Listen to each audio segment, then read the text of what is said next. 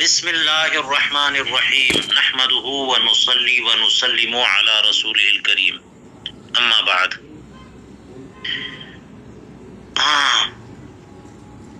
بیان کی تفصیلات جاری ہیں، نہیں تعویل کے تعلق سے گفتگو جاری ہے، اور حنفیہ کی طرف سے کچھ مثالیں ہیں جنہیں شافعیہ نے اعتراض کرنے کے لیے پیش کیا، تو وہ مثالیں، ان پر شافعیہ کا اعتراض اور ہماری طرف سے جواب۔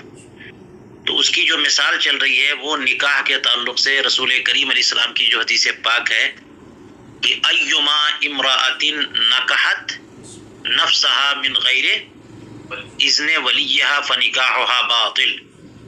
حضور کریم علیہ السلام نے ایما امرأۃ کہہ کر کے عام رکھا ہے، اور حنفیہ نے اس کو کیا کر دیا، باندی کے ساتھ، صغیرہ کے ساتھ، مکاتبہ کے ساتھ وغیرہ۔ تو اس کی تفصیلات چل رہی تھی کہ یہ تعویل بعید ہے، تو اسی کا جواب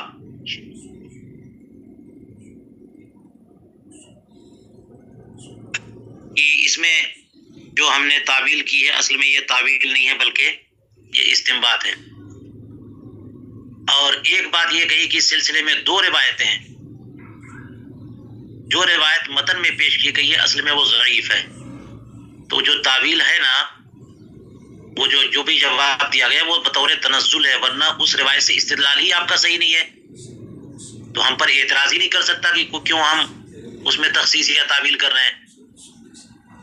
اب آگے کہہ رہے ہیں کہ وَلَوْ سُلِّمَ عَدْمُ ضُعْفِهِ، اگر یہ تو اس تقدیر پر کہ وہ ضعیف ہے، لیکن علی سبیل التنزل تسلیم کر ہی لیں کہ وہ ضعیف نہیں ہے، تو پھر ہم کہیں گے کہ حنفیہ نے اس روایت پر عمل کیا جو صحت میں اس سے بدتر ہے، فَعَمِلُوا بِمَا هُوَ أَصَحُّ مِنْهُ، اور وہ یہ روایت میں نے کل تینوں روایتیں پیش کر دی تھیں جی، ایک تو ایما امرأۃ جو متن میں ذکر کیا، اور ایک روایت جو صحیح ہے کہ لا نکاح الا بولی وشاہد عدل۔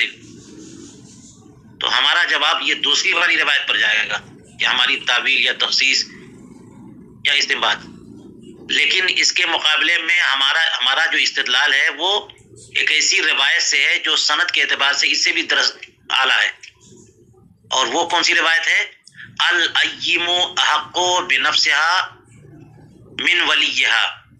یہ دیکھیے، تو حنفیہ نے اس روایت پر عمل کیا ہے، مسلم شریف میں ہے کہ الایم احق بنفسها من ولیہا، اور ایم ہوتی کون ہے؟ جس کا شوہر نہ ہو، یعنی غیر شادی شدہ، اور چاہے باقرہ ہو چاہے سیبہ ہو، ٹھیک ہے۔ تو جب رسول کریم علیہ الصلوۃ والسلام نے غیر شادی شدہ یعنی بے شوہر دار عورت کو کہا کہ وہ اپنے نکاح کی زیادہ مالک ہے، اسے زیادہ حق ہے، ٹھیک ہے، اپنے ولی کے مقابل، تو پھر ولی ہے کس لیے؟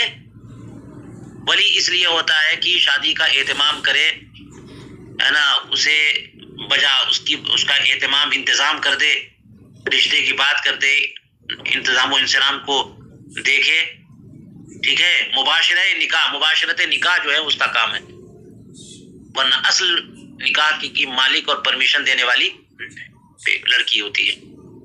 تو ولیس للولی فی نفسها حق سوى التزویج، ولی کے لیے اس لڑکی کی ذات میں سوائے شادی کرانے کے کوئی اور حق نہیں ہے، اجازت دینا یا اسی کے کرنے پر موقوف ہونا یہ نہیں، فَهِيَ أَحَقُّ بِهِ مِنْهُ، تو لڑکی جو ہے نکاح کے معاملے میں اپنے ولی سے زیادہ حقدار رکھتی ہے، منہ اے من الولی، لہذا لڑکی کا نکاح ولی کی اجازت کے بغیر بھی نافذ ہو جائے گا، خذ ھذا۔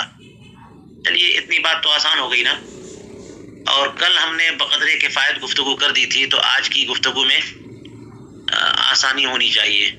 پھر بھی دیکھیے کچھ ایرادات و جوابات۔ وقد یقال، کہتے ہیں الحق الذي فيه المرأة احق يجوز ان يكون الرضا بالتزوج، جس حق کی بات کی جا رہی ہے یہ بھی کوئی کہہ سکتا ہے کہ جس حق کی بات کی جا رہی ہے کہ جس میں اس حدیث پاک میں کہ عورت زیادہ حقدار ہے، ہو سکتا ہے جو شادی ولی کر رہا ہے اس سے رضامندی کا حق کا معاملہ ہے، ان یکن رضا بالتزوج، تزوج کی رضامندی، اور یہ اگر مراد ہو تو شافعیہ کے اس قول کے منافی ہو جائے گا جو یہ کہتے ہیں کہ ولایت اجبار بکر بالغہ پر ہے۔ ہمارے یہاں تو بکر پر ولایت اجبار نہیں ہے نا، بالغہ پر، صغیرہ پر ہے۔ ان کے نزدیک سیبہ پر نہیں ہے، باکرہ پر ہے، چاہے بالغہ ہو۔ تو وہ لوگ تو ولایت اجبار کے قائل ہے علی البکر البالغہ فی التزوج، ٹھیک ہے؟ تو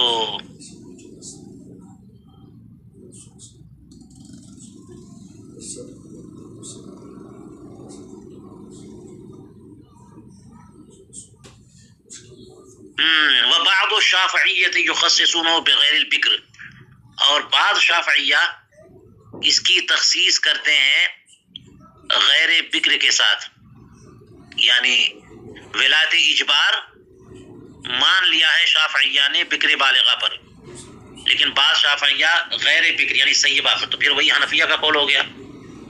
حنفیہ کا تو یہ قول ہے نہیں۔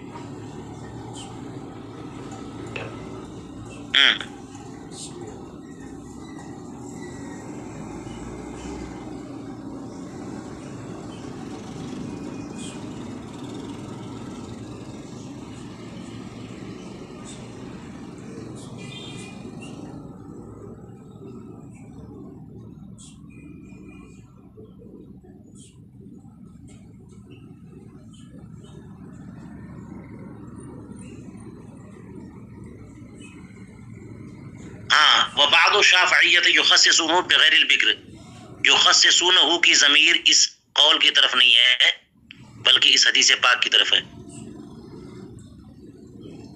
یہ حدیث پاک الایم احق بنفسها من ولیہ، بعض شافعیہ اس کو غیر باکرہ کے ساتھ خاص کرتے ہیں کہ عورت کو اپنی ذات کا زیادہ اختیار ہے، اپنے نکاح کا زیادہ اختیار ہے، زیادہ حق ہے۔ اس کا مطلب غیر باکرہ یعنی سیبہ، اگر عورت سیبہ ہو گئی تو اس کو اپنی ذات کا زیادہ اختیار ہے۔ تو اب یہاں پر ہم کہیں گے کہ بعض شافعیہ جو غیر بکر کے ساتھ خاص کرتے ہیں یعنی سیبہ کے ساتھ، تو پھر ان پر بھی وہی اعتراض آئے گا کہ نہیں آئے گا؟ جو ہم نے وہاں پر ایما امرات نکحت نفسها من غیر اذن ولیہ فنکاحها باطل پہ ہم نے صغیرہ کے ساتھ خاص کیا، تو آپ نے اعتراض کر دیا کہ وہاں پہ کیا ضرورت ہے تخصیص کی، کیا ضرورت ہے تعویل کی، یہ تعویل بعید ہو گئی۔ تو یہ روایت کے معاملے میں الایم احق بنفسها، یہاں پر بھی الایم تو اس کو کہتے ہیں لغت کے اعتبار سے جس کا شوہر نہ ہو، چاہے وہ سیبہ ہو، جو مطلقہ ہو گئی یا باکرہ ہو۔ تو یہاں پر جو آپ خاص کر رہے ہیں یہاں پہ کیا ہوگا؟ وہی اعتراض پلٹے گا کہ نہیں؟ اس لیے کہتے ہیں کہ فَيُرَدُّ عَلَيْهِمْ اعتراض التعویل البعید قہقرہ، تو جو تعویل بعید والا اعتراض انہوں نے ہم پر کیا تھا وہی پلٹ کر کے ان پر لوٹ جائے گا۔ بات ہو گئی؟ قہقرہ کہتے ہیں الٹے پاؤں واپس جانے کو۔ بات سمجھ آئی؟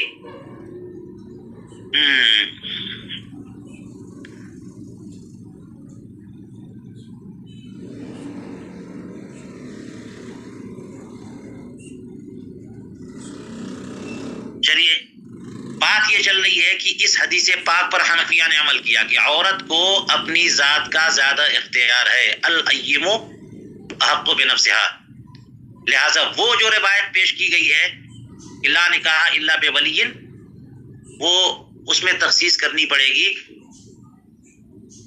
اور ہم نے تخصیص وہاں پہ نابالغہ صغیرہ جو ہے اور باندھی وغیرہ سے کر دی ہے، اور تخصیص تو ان کو بھی کرنی ہے، یہاں پہ انہوں نے بھی تخصیص یہاں پہ کہ الایم احق بنفسها میں۔ ہمارے نزدیک جو ہے اس کی ایک تائیدی آیت بھی ملتی ہے کہ عورت کو نکاح کرنا چاہیے ولی کی اجازت سے، ولی کی رضامندی سے، لیکن اگر وہ خود اپنا نکاح کرتی ہے اس کی اجازت کے بغیر تو نکاح ہوگا کہ نہیں ہوگا؟ نصوص کی بنیاد پر ہم کہتے ہیں ہو جائے گا۔ اگر وہ بالغہ ہے تو۔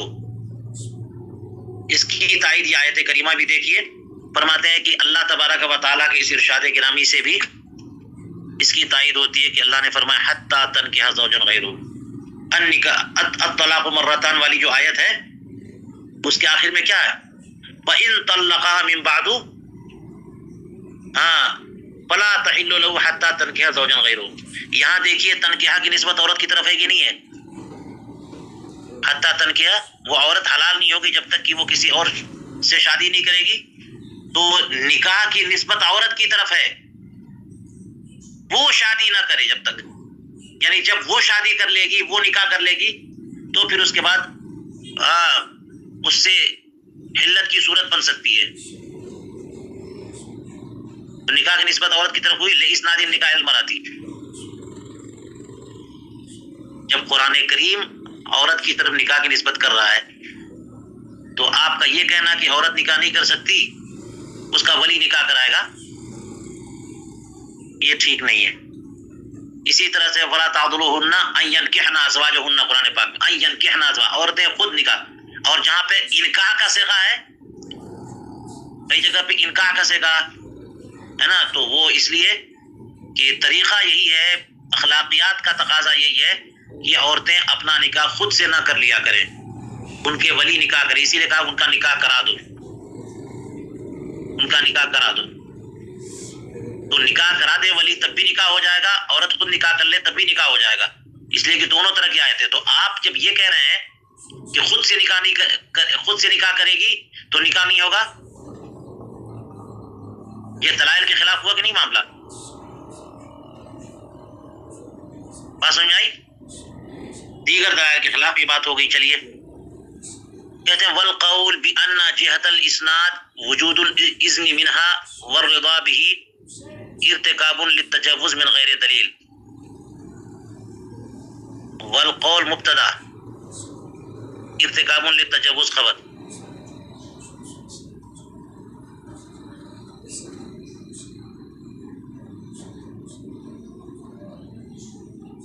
جی یہ لوگ اعتراض کے طور پہ کہہ سکتے ہیں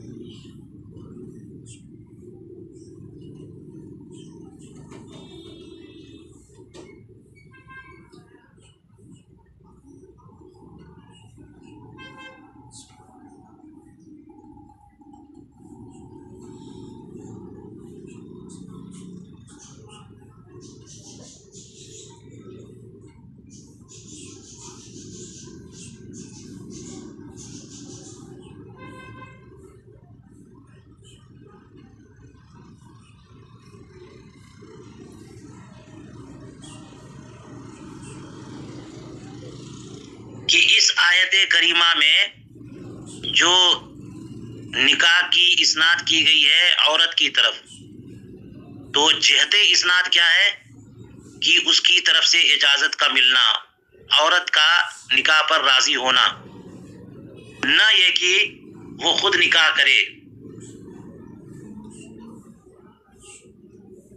اصل میں ہمارے نزدیک یہ ہے کہ وہ خود نکاح کرے تو نکاح ہو جائے گا، اور ان کے ہاں یہ بعض صورتوں میں عورت، جیسے سیبہ کے بارے میں کہہ دیا ان کے ہاں شافعیہ کے نزدیک کہ اجازت عورت دے گی، لیکن چاہے سیبہ ہو، چاہے باکرہ ہو، بالغہ ہو، کبیرہ ہو، صغیرہ ہو، دنیا کی کوئی عورت ہو، یہ لوگ کہتے ہیں کہ اگر اپنے عقد کا اپنے کلمات سے وہ عقد کرتی ہے تو اس کا نکاح نہیں ہوگا،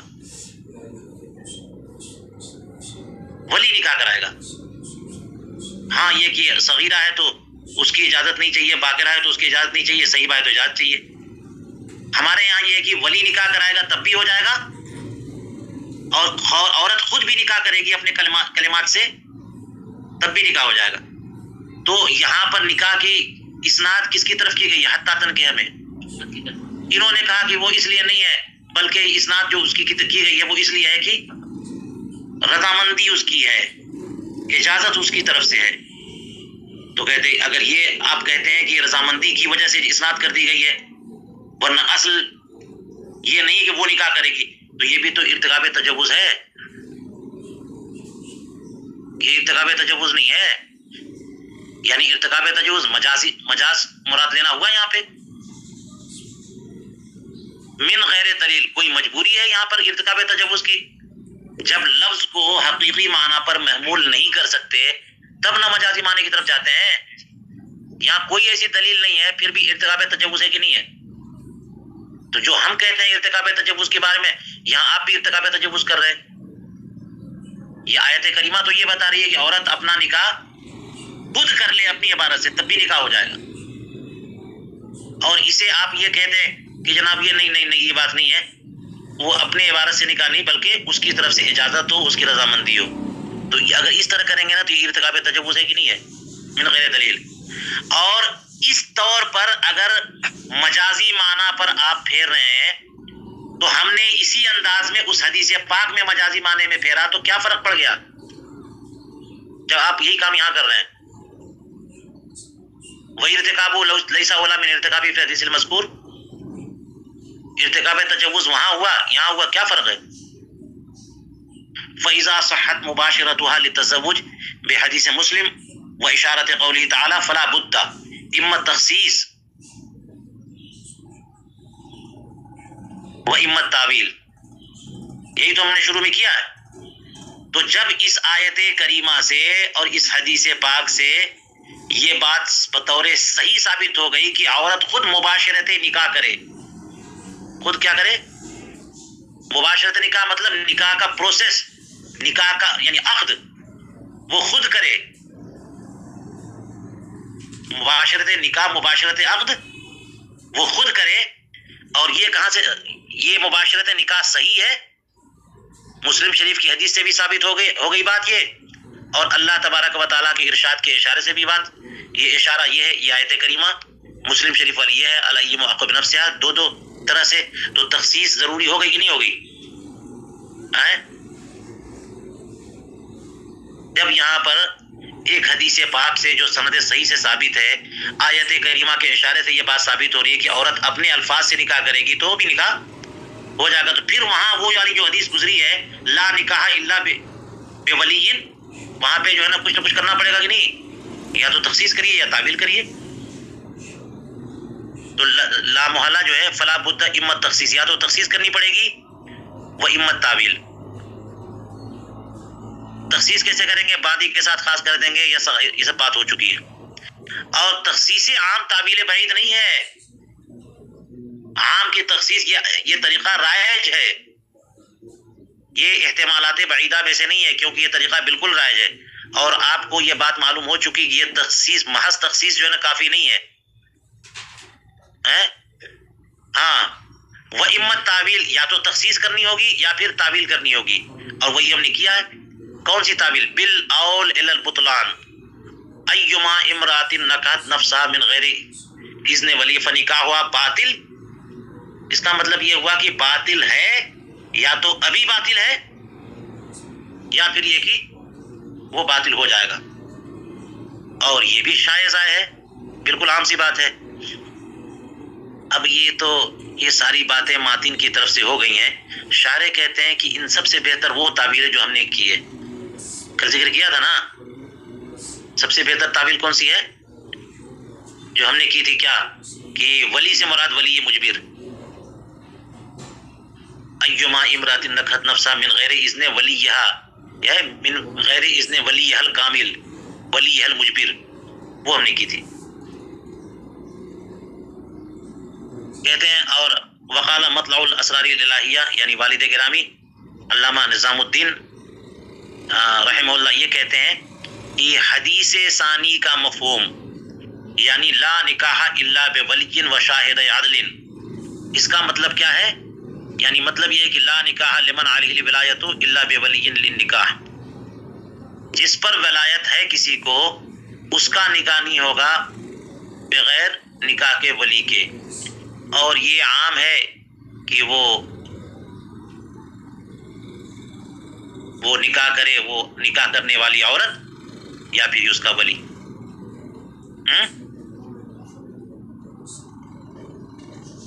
وحینئذ لا تعویل، ایسا مفہوم کر دیا کہ تعویل کی ضرورت نہیں، دونوں کو شامل ہوں گے. ثم انه لا بد للشافعیۃ من تخصیص بنکاح المرأۃ. پھر یہاں پر پھر وہی بات پلٹ کے کہیں گے کہ تعویل و تخصیص پر آپ اعتراض کر رہے ہیں، مجبور تو آپ بھی ہیں. تعویل و تخصیص پر ہم تو ایک دو مثال بتا بھی چکے کہ الایم احق بنفسها میں آپ نے تخصیص کر دی نا، کس کے ساتھ؟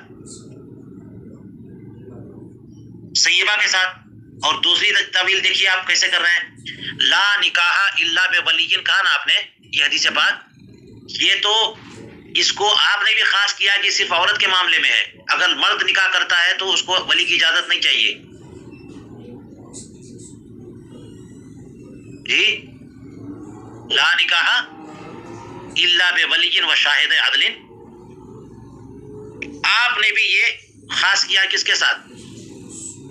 لڑکی کے ساتھ، کہ لڑکی اگر بغیر ولی کے نکاح کرتی ہے تو اس کا نکاح نہیں، اگر لڑکا کرتا ہے تو ہو جائے گا. جی کہتے ہیں کہ اس کی تخصیص نکاح المرأہ کے ساتھ آپ نے خود کیا ہے، اور پھر ساتھ میں باقرہ کی بھی قید لگا دی ہے. تو فیلزم المحظور قہقرہ، وہی محظور جو ہم پر آپ لاد رہے تھے وہی پلٹ کر کے آپ پر چلا گیا. علی ان مفہومہ المخالف صحت نکاحها باذن ولیها وانتم لا تقولون به.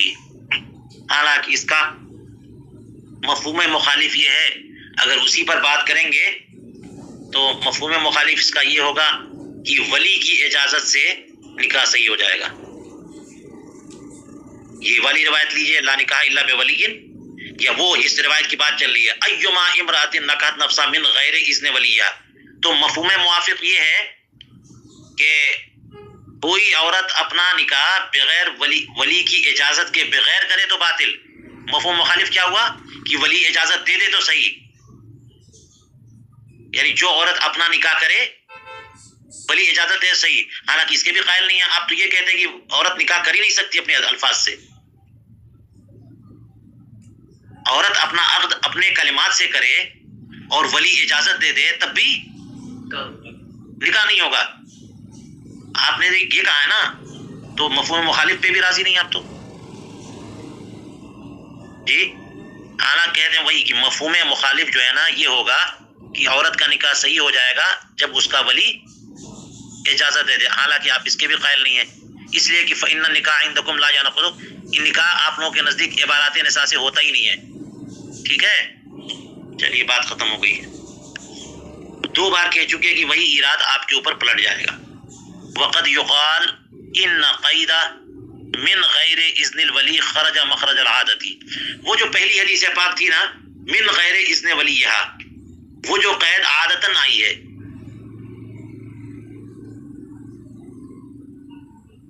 کیسے آئی ہے؟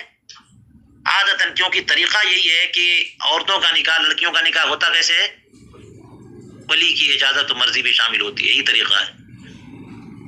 تو اس طور پر آئیے، وہ شرط نہیں ہے. فإن العادت، کہ عادت یہ ہے کہ عورت نکاح نہیں کرتی اپنا جب کہ ولی اجازت نہ دے. اور آپ یوں بھی کہہ سکتے ہو کہ ان منطوق الاستثناء فی حدیث لا نکاح الا بولی جواز نکاح المرأة عند حضرت الولی وإذنہ. وہ جو حدیث پاک آئی ہے من غیر اذن ولیہا یا لا نکاح الا بولی، اس میں استثناء کا منطوق کیا ہے؟ یہ ہے جواز نکاح المرأة عند حضرت الولی، کہ عورت کا نکاح ولی کی موجودگی میں ولی کی اجازت سے درست ہے. اگر ولی وہاں پر موجود ہے اور ولی اجازت دے دے اور نکاح کون کرے؟ عورت کرے اپنا، تو یہ استثناء کا منطوق تو یہی ہوا. استثناء ہے نا لا نکاح الا بولی، تو اس کا مطلب یہی ہوا کہ اگر ولی اجازت نہ دے یا وہاں نہ ہو تو نکاح نہیں ہوگا. اس کا مطلب وہاں ہے یا اجازت دے دے اور عورت ہی نکاح کرے تو ہو جائے گا. مع انہم لا یقولون بھی ولو تنزلنا، اگر ہم یہاں سے مزید نیچے اتریں اور یہ کہہ لیں کہ چلو بھائی دونوں حدیثیں صحیح ہیں، ایما امراتن والی روایت بھی اور لا نکاح والی بھی، اور دونوں خالی عن المعارض بھی ہیں، حالانکہ معارض سے خالی تو نہیں ہے، ہم نے بتایا نا کہ ایک روایت ان سے معارض موجود ہے، یہ والی الایم احق بنفسہا، تو مان لیا کہ دونوں حدیثیں صحیح بھی ہیں اور معارض سے خالی بھی ہیں، بہت اعلیٰ درجے کی ہیں۔ فمن این یمنعون النکاح بعبارت النساء، یہ بتائیے آپ کے اوپر سوال ہے، عورتیں اپنے نکاح کے الفاظ خود بولیں، خود اپنے کلمات سے نکاح کریں، یہ آپ کہاں سے منع کر رہے ہو؟ قرآن کی کوئی آیت ہے، کوئی حدیث ہے، کوئی اثر ہے، کیا ہے آخر؟ وَإِنَّمَا اللَّازِمُ مِنْهُ الْإِذْنُ، جو ضروری ہے ان حدیثوں کی بنیاد پر، ولی کی طرف سے جو ضروری ہے وہ اجازت ہی تو ضروری ہے۔ فتدبر، چلیے اتنا حصہ تو کل کا تھا، آج ایک اور مثال ہم پڑھ لیتے ہیں تاکہ یہ چیز جو ہے نا آج مکمل ہو جائے۔ چلیے غور سے سنیے، اور یہ چونکہ روزے کے بیان سے متعلق ہے تو آپ کا جو موضوع چل رہا ہے فتویٰ نویسی والا، اس میں یہ مفید ہے۔ چلیے اگلی مثال فرماتے وَمِنْهَا حَمْلُهُمْ لا صيام لمن لم يبيت الصيام من الليل على القضاء والنذر المطلق والكفارہ۔ چلیے ہم نے آپ کو سوال دیا تھا، آپ لوگوں نے وہ سوال لگا بھی لیا، اور عبارتیں آپ کے سامنے ہیں کہ چند روزوں میں تبییت نیت کی ضرورت ہے، یعنی رات سے بندہ اگر نیت نہ کرے، دن میں کرے صبح ہونے کے بعد، تو وہ روزہ نہیں ہوگا، تبییت نیت کی ضرورت ہے۔ اور وجہ یہ ہے کہ رسول کریم علیہ الصلوۃ والسلام نے یہ دیکھیے فرمایا لا صیام لمن لم یبیت الصیام من اللیل، جو رات سے روزے کی نیت نہ کرے اس کا روزہ نہیں۔ اب سوال دیکھیے، اس حدیث پاک کو حنفیہ نے محمول کر دیا کس پر؟ چند خاص روزوں پر۔ حضور کریم علیہ الصلوۃ والسلام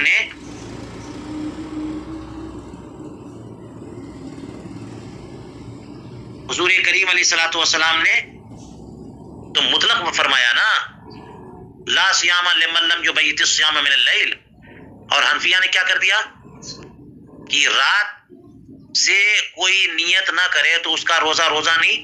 یہ ہر روزے کے معاملے میں نہیں ہے، یہ فرض معین کے بارے میں نہیں ہے، ادائے رمضان کے بارے میں نہیں ہے، نفل کے بارے میں نہیں ہے، بلکہ کس کے قضا کے بارے میں، قضاء رمضان، نذر مطلق کے بارے میں، کفارے کے متعلق ہے، باقی روزوں کے متعلق ہے۔ تو روزے کی بہت ساری قسمیں ہیں۔ حضور کریم علیہ الصلوۃ والسلام نے ایک حدیث پاک میں فرمایا جو رات سے نیت نہ کرے اس کا روزہ نہیں، تو یہ سب پر اپلیکیبل ہونا چاہیے نا، تمام روزے کی تمام قسموں پر۔ اور حنفیہ نے کیا کیا؟ سمجھ میں آ گیا؟ تو کہ یہ تخصیص بھی بلا سبب ہے اور احتمال بعید کی بنیاد پہ تعویل بعید ہے، ضرورت نہیں ہے۔ رواہ ترمذی و ابو داؤد و تبیید، تبیید کس کو کہتے ہیں؟ النیت من اللیل، اس کو محمول کر دیا ہے قضاء پر، نذر مطلق پر اور کفارے پر۔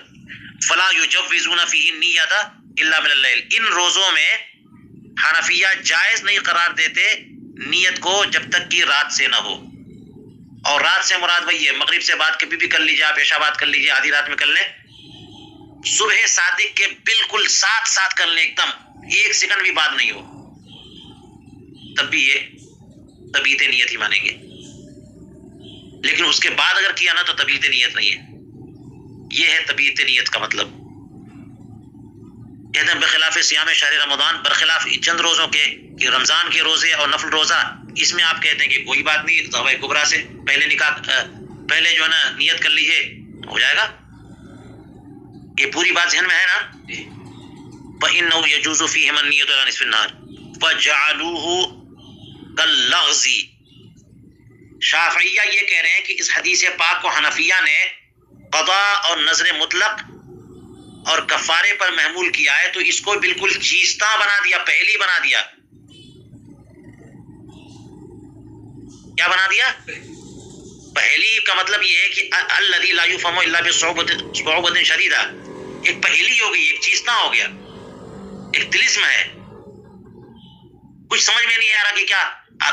ابھی کل آپ لوگوں نے لگا لیا ہے تو بات اب سمجھ میں آ رہی ہے. اس سے پہلے جناب یہ نفل کا معاملہ الگ ہے، قضا ادائے رمضان کا معاملہ اور نظر معین کا معاملہ یہ ہے کہ اس میں یہ کرنا پڑے گا، اور تعین بھی ضروری ہے اور تبیین بھی ضروری ہے، اور جناب قضاء رمضان اور فلاں نظر مطلق میں اور نظر معین کی قضا میں. تو یہ جس طرح سے نظر مطلق اور معین اور غیر معین کر رہے ہیں تو دماغ گھبرا نہیں جائے گا. اور کہاں سے خاص خاص لے کے آئے آپ؟ تو اس حدیث پاک کو آپ نے تو چیزنا بنا دیا ہے. یہ اعتراض ہے کس کا؟ کس پر؟ پوری بات سمجھ میں آ گئی؟ چلیے. وَإِن كَانَتْ تَأْوِيلُ لَا بُدَّ، اگر تعویل ضروری ہی تھی یہاں پہ تو یہ تعویل آسان کر لیتے نا کہ لا جو ہے نا لا نفی کمال کے لیے، سرے سے روزہ ہی نہیں ہوگا، یہ نہیں. لا سیام میں لا کو مان لیجیے، کیا یہ تو طریقہ رائج ہے. لا بہت جگہ پہ نصوص میں نفی کمال کے لیے ہوتا. ہاں لا بد، اگر تعویل ضروری ہے فیم بقی نفی الفضیلہ، تو کیسی تعویل کرنی چاہیے؟ فضیلت کی نفی پر محمول کر دیے تعویل کے طور پر. لأنه اقرب، کیونکہ یہ والی تعویل جو ہے نا دماغ میں آتی ہے، بہت قریب ہے. وَيُفْهَمُ فِي الْعُرْفِ أَيْضًا، اور عرفاً بھی یہ بات معروف ہے، ہاں سمجھ میں آتی ہے. وَهَذَا لِعَدَمِ الْاطِّلَاعِ بِكُتُبِنَا، یہ جو بات کی ہے ان لوگوں نے کہ اگر تعویل کرنا ہی تھا تو تعویل کر لیتے یہاں پہ نا، یہ والی تعویل لا کو کس پر محمول کر دیتے؟ تو کہتے ہیں یہ اعتراض کیا ہی ہے اس بنیاد پر کہ انہیں ہماری کتابوں کی اطلاع نہیں ہے نا. ورنہ جو بات کہہ رہے ہیں کہ اگر کرنی تھی کر لیتے، ہم نے آلریڈی کر لیا ہے. وہ ہم یہ بھی کہتے ہیں وہ بھی کہتے ہیں. اس کا مطلب آپ کو پتہ ہی نہیں ہے حنفیہ کیا کہتے ہیں. فإن مشائخنا، کیونکہ ہمارے مشائخ حنفیہ جو ہے وہ یؤولون نفی الصیام بنفی الکمال، یہ با ہے، نفی صیام کو اس حدیث پاک میں لا سیام میں نفی صیام کو کس پر محمول کرتے ہیں؟ اولا نفی کمال کے ذریعے تعویل کرتے ہیں، اور پھر بطور تنزل اگر تنزل کریں کہ ٹھیک ہے نفی کمال نہیں ہے بلکہ نفی صحت ہے، تو بطور تنزل یہ تخصیص کرتے ہیں. فَيُؤَوِّلُونَ بِالتَّخْصِيصِ فِي الْعَامِ، عام میں تخصیص کی تعویل کرتے ہیں. ٹھیک ہے. والجواب، یہ تو شارح کی طرف سے بات آ گئی نا، شارح کی طرف سے بات آ گئی. اب ماتن کہہ رہے ہیں کہ اس حدیث پاک سے حنفیہ نے جو یہ اس حدیث پاک کو جو محمول کیا قضا اور نظر مطلق پر، تو شافعیہ نے اعتراض کیا کہ کیا مجبوری ہے آپ کو اس تعویل، اور لفظ بنا دیا آپ نے. تو اس کا جواب یہ ہے کہ ان المعارض صح فی النفل، بھائی تعارض ہوگا تو کریں گے کیا. اس کا جواب یہ ہے ہماری طرف سے کہ بسند صحیح ایک معارض روایت ثابت ہے نفل کے تعلق سے. حضور کریم علیہ الصلوۃ والسلام نے یہاں تو یہ فرمایا کہ جو رات سے نیت نہ کرے اس کا روزہ روزہ نہیں. اور آئیے دوسری روایت سنیے نفل کے بارے میں کیا کہہ رہے ہیں. اس میں تو یہ بات کہہ رہے ہیں کہ دن میں بھی نیت کر لینے سے روزہ ہو جاتا ہے، جیسا کہ حضرت ام المومنین عائشہ صدیقہ رضی اللہ تعالیٰ عنہ کی روایتیں کہتی ہیں کہ سرکار اقدس صلی اللہ علیہ وسلم ایک دن میرے پاس آئے اور فرمایا کہ تمہارے پاس کچھ کھانے کو ہے؟ تو میں نے کہہ دیا نہیں. تو آپ نے فرمایا کہ ٹھیک ہے میں روزے سے ہوں. کہتے ہیں ایک اور دن آئے اور تو ہم نے حضور کریم علیہ السلام کی بارگاہ میں عرض کیا کہ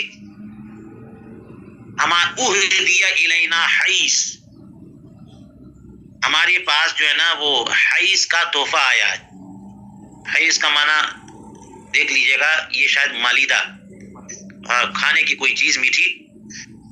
تو بہرحال یہ ایک ڈش آئی ہمارے پاس ہدیے میں، یا رسول اللہ ایک تحفہ کھانے کا ہمارے پاس آیا ہے. تو سرکار نے فرمایا ذرا دکھاؤ تو مجھے، کیونکہ میں تو صبح سے روزے سے ہوں. وَأَكَلَ، تو حضور کریم علیہ السلام نے تناول فرما لیا. رواہ مسلم.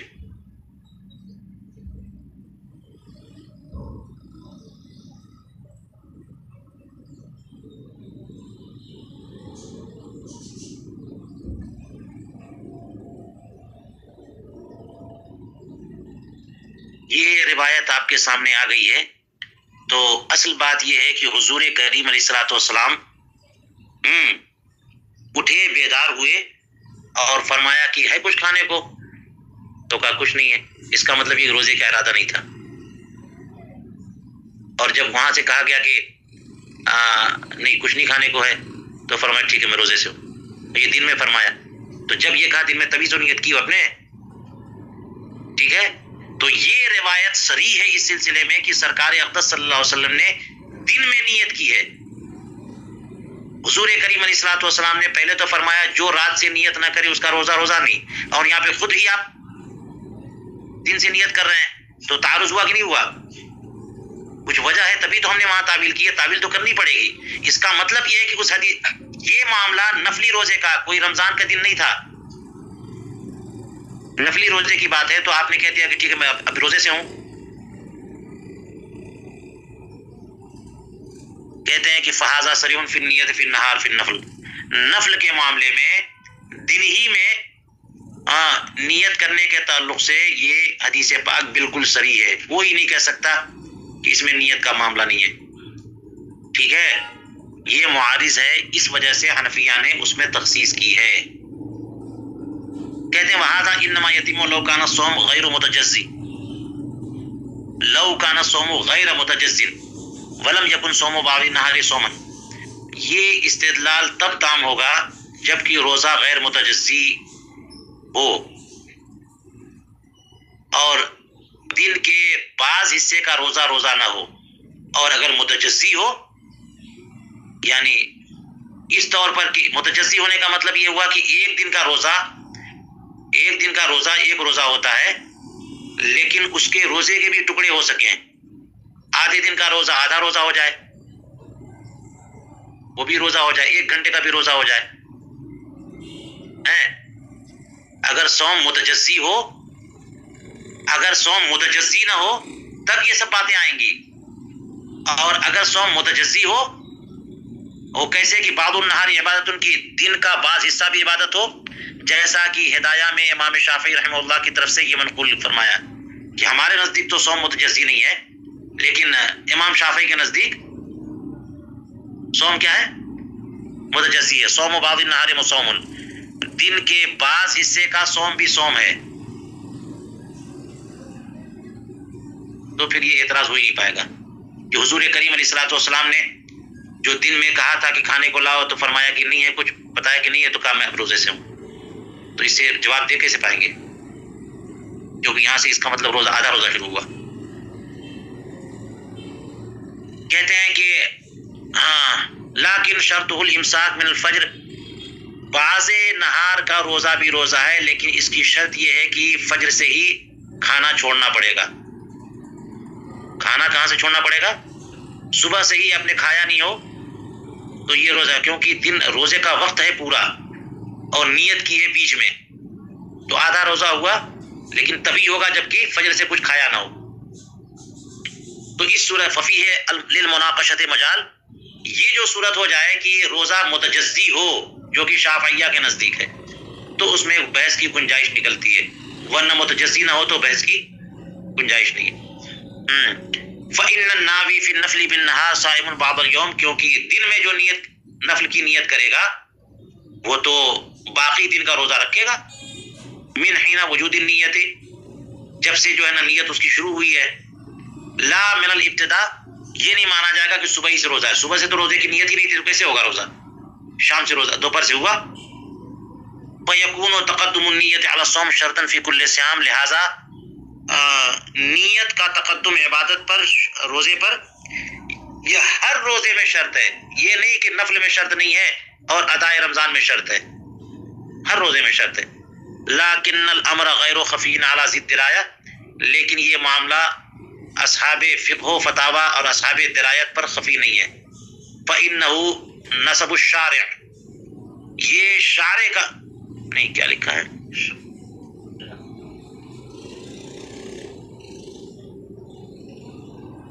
فإنہ نسب الشرع ولا بد له من دلیل. کہتے ہیں کہ یہ پوری جو بات آئی ہے، ھذا انما یتیموں سے لے کر کے صاحب ہدایہ نے جو امام شافعی کی طرف منسوب کیا ہے. یہ ساری بات کی روزہ متجزی ہے، اور کوئی آدھے دن کا سے نیت کرے گا تو آدھے دن سے اس کا روزہ ہوگا. بعض صوم 1 گھنٹے کا بھی روزہ مان لیجئے. تو کہتے ہیں کہ یہ اصحاب درایت پر پوشیدہ نہیں ہے، کہ یہ ایک بے بنیاد بات ہے، کیونکہ کون سا روزہ ہے یہ شریعت نہ بتائے گی. شریعت نے متعین کیا ہے نا، کلوا واشربوا حتى يتبين لكم الخيط الابيض من الخيط الاسود ثم اتموا الى الصيام ثم اتموا الصيام الى الليل. تو صبح صادق سے لے کر کے غروب آفتاب تک کا روزہ ہوتا ہے، متجزی نہیں ہے. آدھا روزہ، پاؤ روزہ، یہ سب نہیں ہے. شرع جو ہے، یہ منصب شرع کا، وہ بتائے کہ کیا روزہ ہے، اور اس کے لیے دلیل چاہیے. کوئی دلیل نہیں ہے کہ آدھے دن کا روزہ بھی روزہ ہو جاتا ہے. چلیے کہتے ہیں وَأَنَّ الْمُعَارِضَ صَحَّ فِي شَهْرِ رَمَضَانَ. یہ تو آپ کے سامنے بات آ گئی کہ معارض نفل میں بھی ثابت ہے. جو حدیث پاک ہے کہ رسول کریم علیہ السلام نے فرمایا لا صیام لمن لم یبیت الصیام من اللیل. تو اس یعنی جو رات سے نیت نہ کرے اس کا روزہ نہیں. اس کے معارض یہ روایت نفل کے بارے میں آئی کہ حضور کریم علیہ السلام نے خود صبح میں کہا کہ کھانے کو ہے، تو کہا کہ نہیں، تو کہا میں ٹھیک، میں روزے سے ہوں، نیت ابھی کی. یہ نفل میں معارض. اور دیکھیے رمضان کی ادا میں معارض دیکھیے نہیں ہے.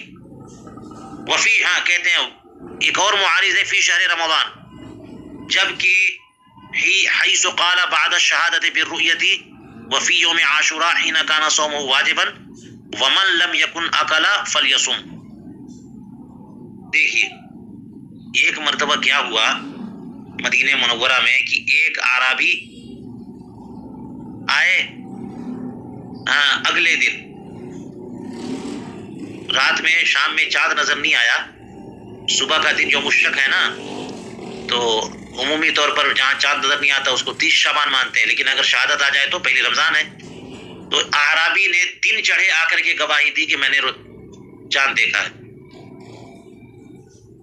تو حضور کریم علیہ الصلوۃ والسلام نے اعلان فرما دیا کہ من لم یکن اکل فلیصم.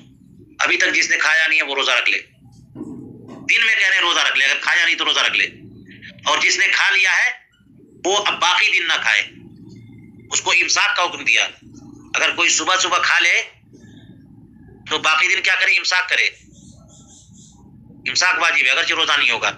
لیکن جس نے نہیں کھایا وہ روزے کی نیت کر لے. اب بتائیے رمضان کے ادا کے بارے میں آپ فرما رہے ہیں نا، وہاں یہ کہا کہ رات سے نیت نہ کرے تو روزہ نہیں، اور یہاں پہ رات دن سے نیت کرنے کی اجازت دے رہے ہیں، بلکہ حکم دے رہے ہیں. اسی طرح سے عاشورہ کے روزے کے بارے میں بھی حضور کریم علیہ الصلوۃ والسلام کی طرف سے ایک معارض ثابت ہے. یہ تب کی بات ہے جب عاشورہ کا روزہ واجب تھا. مدینہ منورہ جب تشریف لائے تو دیکھا کہ یہاں یہود عاشورہ کا روزہ رکھتے ہیں، تو آپ نے حکم دے دیا تھا نا. اور پھر اس کے بعد جب رمضان کے روزے فرض ہوئے تو عاشورہ کے فرضیت اور وجوب جو ہے منسوخ ہو گیا، سنت رہ گیا وہ. یہ بات معلوم ہے نا. تو کہتے ہیں کہ جب عاشورہ کا روزہ واجب تھا اس وقت عاشورہ کے روزے میں بھی آپ نے یہ فرمایا تھا قبل افتراض صیام شہر رمضان. آپ نے کیا فرمایا؟ من لم یکن اکل فلیصم. اما الاول، رمضان کے روزے کے بارے میں جو معارض ہے وہ کیا ہے؟ صاحب ہدایہ نے ذکر کیا کہ ان بعد ما شہد الاعرابی، ایک اعرابی نے چاند دیکھنے کی گواہی دی تو سرکار نے فرمایا الا من اکل فلا یاکلن بقیت، جو جس نے کھا لیا ہے باقی دن نہ کھائے، اور جس نے نہیں کھایا وہ روزے سے رہے. یہ صریح نص ہے دن میں نیت کے جواز کے تعلق سے. لیکن فتح القدیر میں فرمایا کہ یہ روایت مستغرب ہے. وجہ کیا وہ دیکھنا پڑے گا وہاں پہ. وما اور سنن دار القطنی میں کچھ جو ہے وہ کیا ہے، ہو سکتا ہے اس وجہ سے کہا وہ مستغرب ہے کہ اعرابی نے جو گواہی دی تھی وہ رات ہی میں آ کے گواہی دی تھی. اعرابی نے جو گواہی دی باللیل، تو حضور کریم علیہ السلام نے ہمیں صبح روزے کا حکم دیا. تو کہتے ہیں کہ وہذا واقعۃ اخری، یہ جو سنن دارقطنی والی روایت ہے یہ ایک دوسرا واقعہ ہے. لا تصلح دلیلا لما نحن فی صدرہ، ہم جو بات پیش کر رہے ہیں اس کے لیے دلیل کے طور پر استعمال نہیں کی جا سکتی. ٹھیک ہے، ہم تو یہ کہہ رہے ہیں کہ دل میں کوئی اگر نیت کرے تو روزہ صحیح ہو جاتا ہے، تو یہ رات والا واقعہ اس کے لیے دلیل نہیں بنے. چلیے کہتے ہیں وَأَمَّا الْحَدِيثُ أَمَّا الثَّانِي، دوسری والی روایت یعنی عاشورہ والی، یہ عاشورہ والی ثانی وہی ہے نا. کہتے ہیں کہ بخاری اور مسلم دونوں نے تخریج کی ہے حضرت سلمہ ابن اکوا کی کہ رسول کریم صلی اللہ علیہ وسلم نے بنو اسلم کے ایک شخص کو حکم دیا کہ لوگوں میں اعلان کرو کہ جس نے کھا لیا وہ باقی دن روزے سے رہے یعنی امساک کرے، اور جس نے نہیں کھایا وہ روزہ رکھے، اس لیے کہ آج کا دن عاشورہ کا دن ہے. کہتے ہیں کہ اس سے بالکل صاف بات معلوم ہو جاتی ہے کہ عاشورہ کا روزہ واجب تھا، کیونکہ امر کس لیے ہوتا ہے. ٹھیک ہے، اور یہاں پر حضور کریم علیہ الصلوۃ والسلام فرما رہے ہیں فَلْيَصُمْ.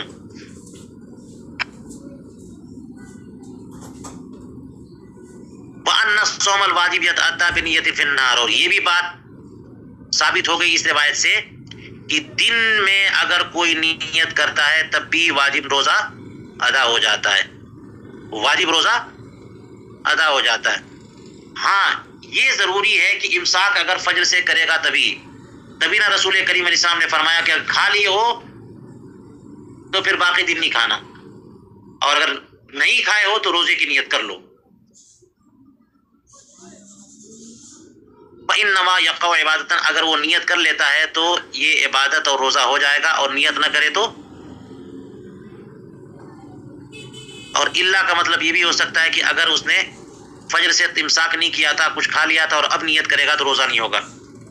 وَالَّذِي هُوَ نَصٌّ عَلَىٰ كَوْنِ هَٰذَا الصَّوْمُ وَاجِبًا، جو بات اس پر دلالت کرتی ہے کہ یہ روزہ عاشورہ والا یہ واجب تھا، وہ کون سی روایت ہے؟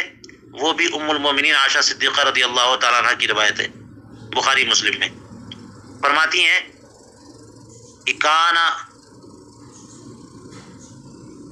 یوم عاشوراء یومن یصوم قریش فی الجاہلیت، ایام جاہلیت میں قریش عاشورہ کا روزہ رکھتے تھے، حضور کریم علیہ السلام بھی رکھتے تھے. جب مدینہ منورہ تشریف لائے تب بھی آپ نے روزہ رکھا اور اس کا حکم دیا. جب رمضان کے روزے فرض ہوئے تو فرمایا کہ جو چاہے عاشورہ کا روزہ رکھے، جو چاہے چھوڑ دے. یہاں سے وجوب منسوخ ہوا. کہتے ہیں وَإِذَا وَعِيتَ مَا تَلَوْنَا عَلَيْكَ ظَهَرَ لَكَ أَنَّ مَنْعَ ابن الجوزی وجوب هذا الصوم ليس في محله.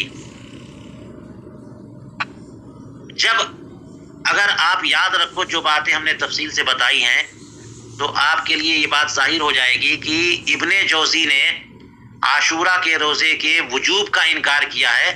یہ انکار اپنی جگہ پر نہیں ہے، یہ انکار غلط ہے. ہاں یہ صحیح ہے کہ عاشورہ کا روزہ واجب نہیں ہے، لیکن انہوں نے مطلقاً انکار کیا تو یہ صحیح نہیں ہے، کیونکہ واجب تھا اور وجوب منسوخ ہوا. ٹھیک ہے. وَإِذَا ثَبَتَ صِحَّةُ النِّيَّةِ فِي النَّهَارِ، جب روزے کی نیت کرنا دن میں صحیح ہے، عاشورہ کے روزے میں واو نہیں ہونا چاہیے، یہاں پہ وفی، یہ واو نہیں ہونا چاہیے.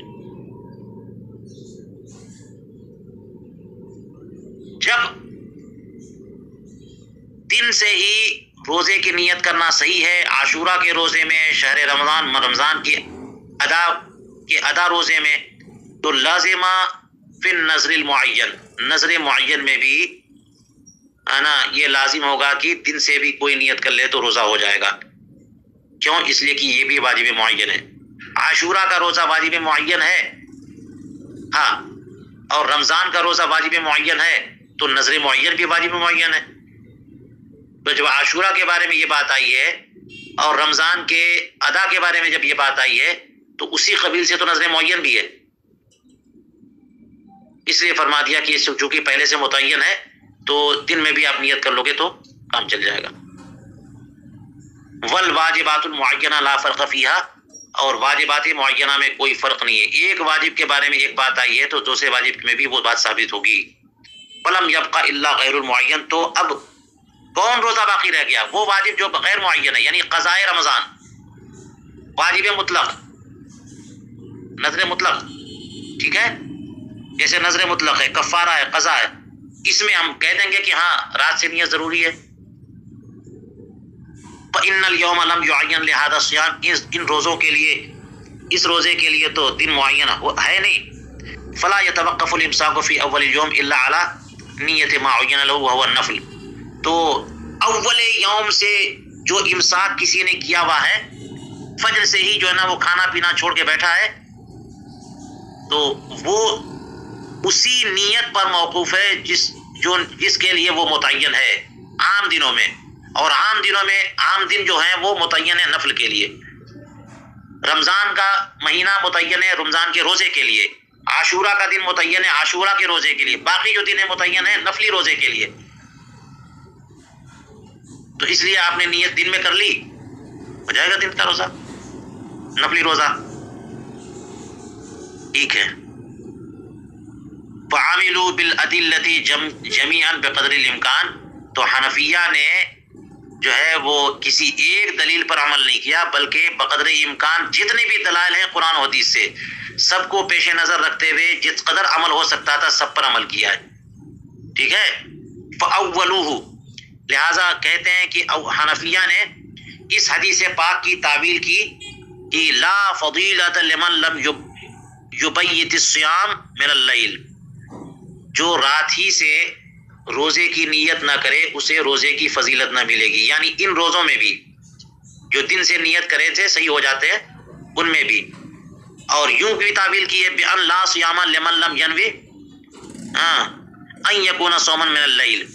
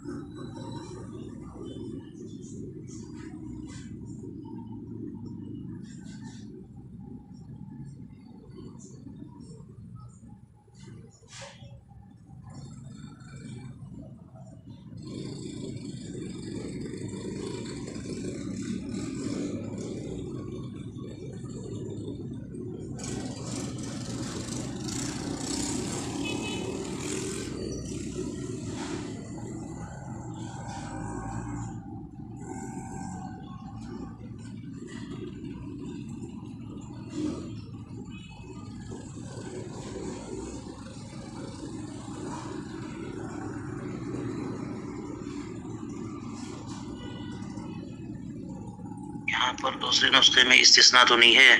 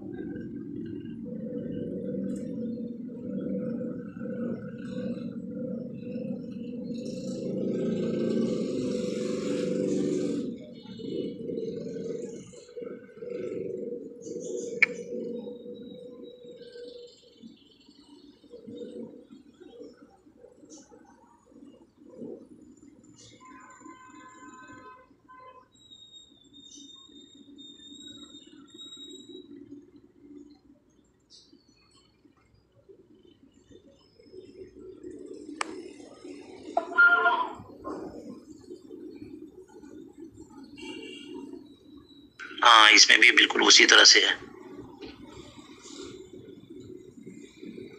ہاں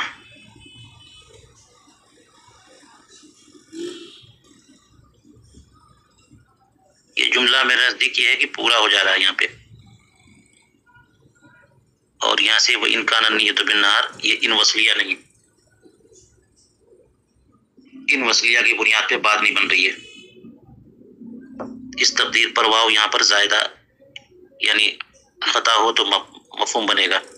چلیے تو کہتے ہیں کہ ہمارے نزدیک یہاں پر جو ہے وہ تعویل ہے اس حدیث پاک میں کہ لا صیام لمن لم یبیت الصیام من اللیل. پہلی بات تو یہ کہ ہم نے نفی فضیلت پر معمول کیا ہے کہ اگر کوئی رات سے نیت نہ کرے دن میں نیت کرے تو بعض روزے ہو جائیں گے، لیکن بہتر یہی ہے کہ رات سے نیت کرے. اور جن روزوں کے بارے میں ہم نے کہا کہ اگر وہ رات سے نیت نہ کرے گا دن سے کرے گا تو روزے ہی نہیں ہوں گے. تو یوں ہم نے کہا کہ بأن لا صیام لمن لم، نفی فضیلت بھی اور نفی صحت بھی. نفی صحت لمن لم ینوی ان یکون صومن، جو روزہ ہونے کی نیت نہ کرے رات ہی سے تو اس کا روزہ ہی نہیں ہے. یہ بھی مانا تو کیا ہم نے، نفی فضیلت بھی اور نفی صحت بھی. اور کہتے وَإِن كَانَ النِّيَّةُ بِالنَّهَارِ، اگر نیت اس نے کب کی ہے دن میں، تو ایسی صورت میں خصصوا بعد التنزل العام بهذا الصيام، اگر دن میں نیت کی ہے اور حضور کریم علیہ الصلوۃ والسلام نے فرما دیا کہ دن میں جو رات سے نیت نہ کرے تو روزہ نہیں ہے، یعنی دن سے نیت کرے تو ایسی صورت میں حنفیہ نے اس کو خاص کر دیا ہے ان روزوں کے ساتھ. اگر نیت کب کی ہے دن میں کی ہے تو حنفیہ نے تنزل عام کے بعد ہے نا ان روزوں کو خاص کر دیا، اس حدیث پاک کو خاص کر دیا ان روزوں کے ساتھ. کون سے روزے؟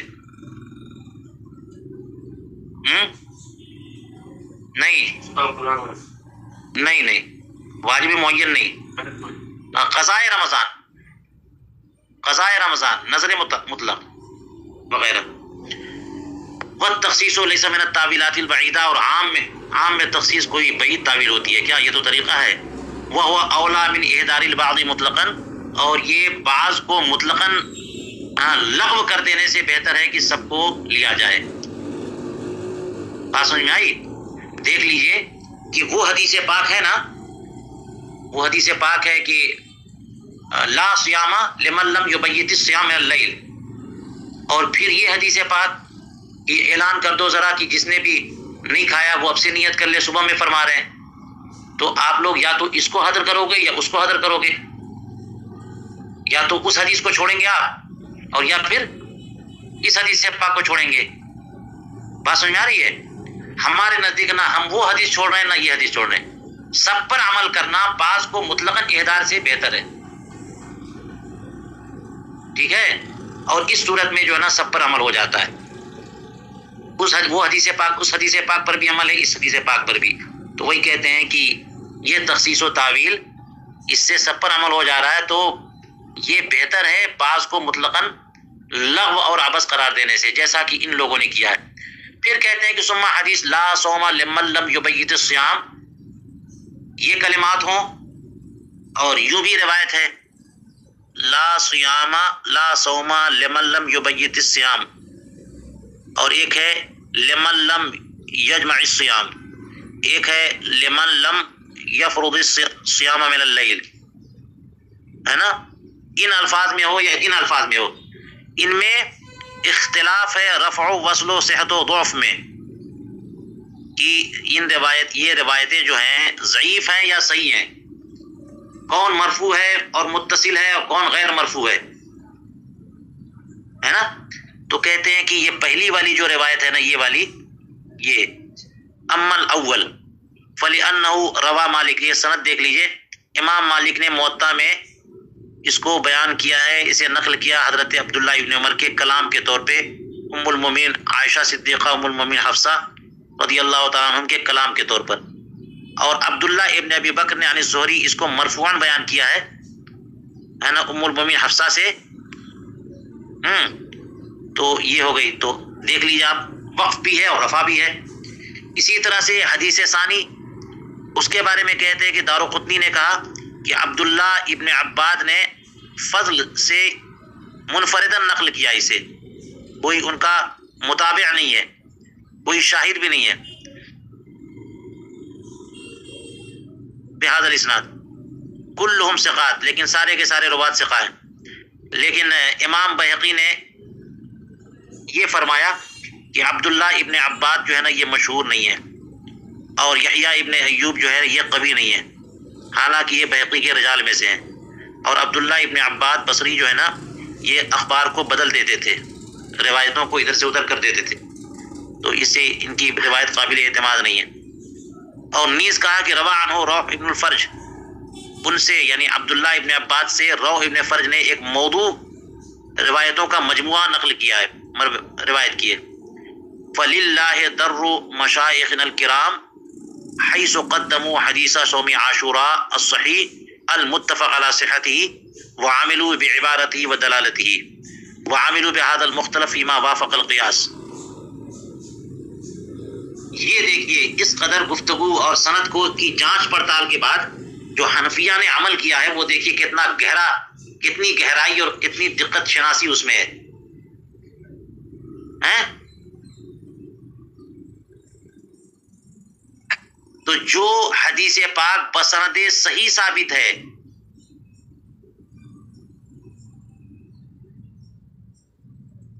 اور یہ بطور صحیح ثابت ہے نا، صوم عاشورہ والی روایت یہ گزری کہ من لم یکن اکل فلیصم، اسے اس حدیث پاک پر تو من و عن عمل کیا حنفیہ نے کہ جو متعین روزہ ہے، جب عاشورہ کا روزہ واجب تھا تو متعین دن ہے اس کے لیے، اس متعین روزے میں دن سے بھی نیت کرے تو کام چل جائے گا۔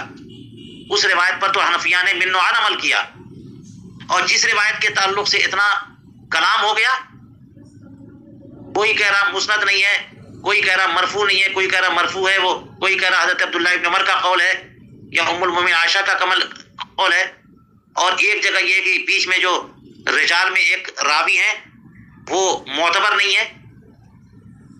تو اس طرح کی جو روایتیں آئی ہیں ان پر من و عن عمل نہیں کیا، بلکہ جس حد تک قیاس نے ساتھ دیا اس حد تک عمل کیا، باقی عمل نہیں کیا۔ ہاکذا ینبغی ان یفہم فافہم، اسی طرح سے اس مسئلے کو سمجھنے کی کوشش کرنی چاہیے، اور آپ بھی اسی طرح سمجھو۔ واللہ تعالی اعلم بالصواب۔